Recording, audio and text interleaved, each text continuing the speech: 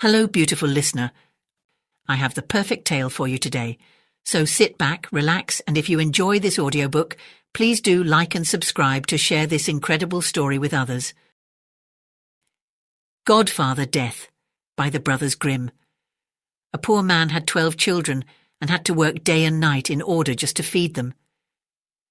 Thus, when the 13th came into the world, not knowing what to do in his need, he ran out into the highway, intending to ask the first person whom he met to be the godfather. The first person who came his way was our dear God, who already knew what was in his heart, and God said to him, "Poor man, I pity you. I will hold your child at his baptism and care for him and make him happy on earth." The man said, "Who are you?" "I am God." "Then I do not wish to have you for a godfather," said the man. "You give to the rich and let the poor starve." Thus spoke the man, for he did not know how wisely God divides out wealth and poverty. Then he turned away from the Lord and went on his way. Then the devil came to him and said, "What are you looking for? If you will take me as your child's godfather, I will give him an abundance of gold and all the joys of the world as well." The man asked, "Who are you?" "I am the devil." "Then I do not wish to have you for a godfather," said the man. "You deceive mankind and lead them astray." He went on his way, and then Death, on his withered legs, came walking toward him and said, "Take me as your child's godfather." The man asked, "Who are you?"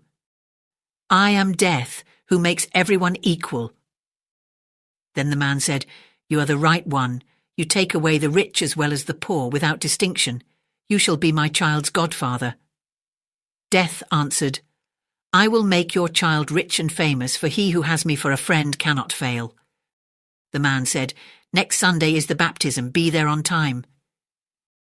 Death appeared as he had promised and served as godfather in an orderly manner. After the boy came of age, his godfather appeared to him one day and asked him to go with him. He took him out into the woods and showed him a herb that grew there, saying, "Now you shall receive your godfather's present. I will turn you into a famous physician. Whenever you are called to a sick person, I will appear to you. If I stand at the sick person's head, you may say with confidence that you can make him well again. Then give him some of this herb, and he will recover. But if I stand at the sick person's feet, he is mine, and you must say that he is beyond help, and that no physician in the world could save him. But beware of using this herb against my will, or something very bad will happen to you." It was not long before the young man had become the most famous physician in the whole world. People said of him, "He only needs to look at the sick in order to immediately know their condition, whether they will regain their health or are doomed to die." And people came to him from far and wide, taking him to their sick and giving him so much money that he soon became a wealthy man. Now it came to pass that the king became ill. The physician was summoned and was told to say if a recovery were possible. However, when he approached the bed, Death was standing at the sick man's feet, and so no herb on earth would be able to help him. "If I could only deceive Death for once," thought the physician. "He will be angry, of course, but because I am his godson, he will shut one eye. I will risk it." He therefore took hold of the sick man and laid him the other way around, so that Death was now standing at his head. Then he gave the king some of the herb, and he recovered and became healthy again. However, Death came to the physician, made a dark and angry face, threatened him with his finger, and said, "You have betrayed me. I will overlook it this time because you are my godson, but if you dare to do it again, it will cost you your neck, for I will take you yourself away with me." Soon afterward, the king's daughter became seriously ill. She was his only child, and he cried day and night until his eyes were going blind. Then he proclaimed that whosoever rescued her from death should become her husband and inherit the crown. When the physician came to the sick girl's bed, he saw Death at her feet. He should have remembered his godfather's warning, but he was so infatuated by the princess's great beauty and the prospect of becoming her husband that he threw all thought to the winds. He did not see that Death was looking at him angrily, lifting his hand into the air and threatening him with his withered fist. He lifted up the sick girl and placed her head where her feet had been. Then he gave her some of the herb, and her cheeks immediately turned red, and life stirred in her once again. Death, seeing that he had been cheated out of his property for a second time, approached the physician with long strides and said, "You are finished. Now it is your turn." Then Death seized him so firmly with his ice-cold hand that he could not resist, and led him into an underground cavern.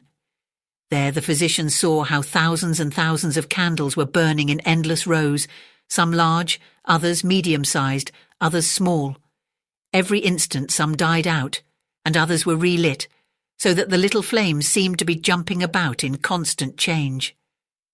"See," said Death, "these are the life-lights of mankind. The large ones belong to children, the medium-sized ones to married people in their best years, and the little ones to old people. However, even children and young people often have only a tiny candle." "Show me my life-light," said the physician, thinking that it still would be very large. Death pointed to a little stump that was just threatening to go out and said, "See, there it is."